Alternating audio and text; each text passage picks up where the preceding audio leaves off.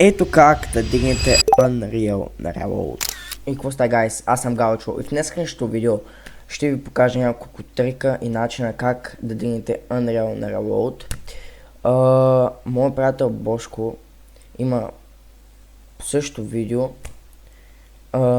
в неговия канал, за което аз му помогнах.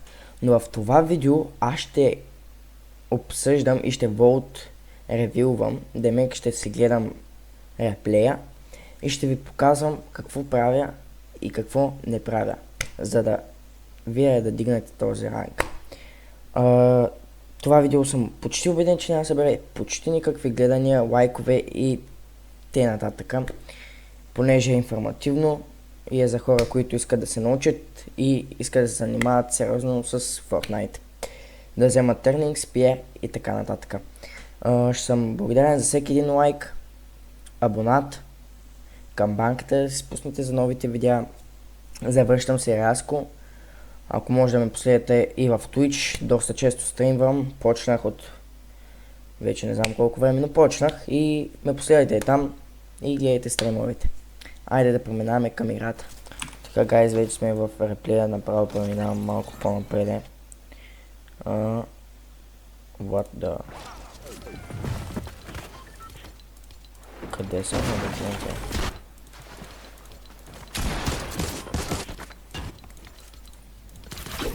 Ето ме е тук. Така, започваме малко... Добре, сета от тук почваме. Тук чух човек преди малко и го чух, че от зад контейнерите. Гафтървам са. И нали аз вече знам къде е. Той ме хитва тук. Помните ми просто не стрелна нещо. Ето да му позор, че той е доста добър пик, може да го използвате. След това го боксвам. Моят тимейт Бошко идва при мен да го лутнем. Тук преминавам малко към следващия кил. Следващия кил беше тук някъде би трябвало.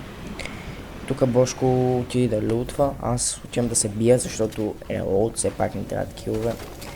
Идвам, направо го изнасям тоя, беше и то, нямаше нищо и не го изнесох. И убих така един отбор. Сега тук с джетпак са баунсвам, не знам как се нарича, тук свалям един, но приятеля му идва и ме убива за жалост, понеже не знам къде се намирам буквално. Така, тук умирам, сета, съживявам се, отивам при моят тимейт Бошко, той вече беше лутнал. След това ръшкаме други двама, ето там. Ръшкаме ги. Двамата играйте винаги заедно с твоето дуо. Тук малко не питайте, че не много целитна. Тук го фулписвам, така. Оп, зета, едитвам и това ми да. Играйте винаги заедно. Колективно играете с вашето дуо, понеже наистина, ако не играете заедно, няма да се получат нещата и няма да имате никакъв шанс срещу останалите тимейти отбор. Сега тук отиваме и виждаме човек, виждам, че Бошко се файти. Веднага помагам на Бошко. Така, тук тръгвам, защото съм останал малко, те са тук не оттане дверите, едината се би доста демиш с базиката и остава доста малко, тук не можах да го пописна. Убивам го все пак, тук идваме към това, не знам какво би трябвало, да, тук ме убиват, отново ме убиват, понеже не тук, но тук ги убивам. Тук имам асистенция, гайс. Но ето точно тук, ето ми е грешката. Първата, може, грубо казвам първата ми грешка, но тук ги грешкам. Бошко нямаше абилити, не беше колко, сор. Майбак. Сега тук с Бошко решахме другото му на този или, да, другото му на този. Той избяга и аз имам граплер. Граплервам се към него, ръшкам го, но в същия момент идва приятеля му. Тук ме фулписва, влизат на двамата и аз просто няма какво да направя. Грешката си е моя, че не чаках Бошко, но Бошко за хубаво ги изнеси. Продължаваме тук към следващите ми килове. Следващия ми кил е също доста добър и тук искам да видите този кил, защото съм доста доволен от него. Тук Тук момчето, с който се файтих, беше доста добро. Мисля, че е проплеер, но не съм сигурен.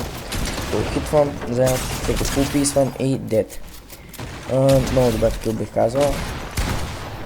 И веднага хилвам, дори не можах да хилна едното мини и веднага отивам да помагам на бошката. Тук пак го фулписват и просто няма начин да не умре. Тук накрая пак направих много голяма грешка, че не че го ръшнах, просто че го ръшнах, аз щях да го убия, защото той беше слаб. Просто се получиха така нещата малко. Той ме фулписна, само искам да гледате.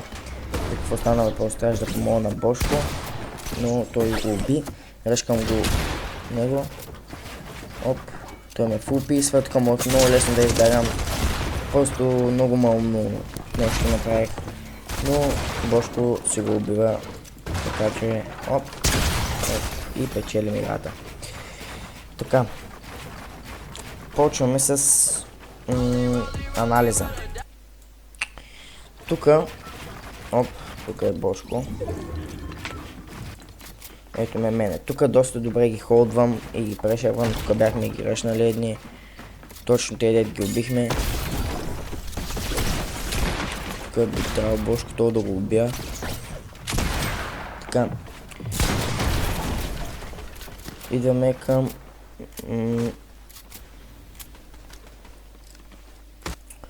това май беше. Да. Тук този клип, ако можете и вие да правите такава по време на файтове, ще бъде много добре. И така, гайс, като цяло тук исках да продължа да кажа, че този клип, който направих там, както бих момчето, срещу което играх,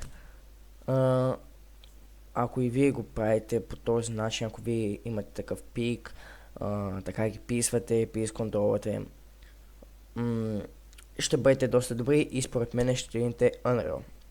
Но, в крайна сметка, да направим наистина анализ. Анализа ни е, че не трябва да ръшкаме без нашия тиммейт, ако играем в тиммейт. Ако играем дуо, ако играем соло, тогава може да даблкиваме, но може да умрем.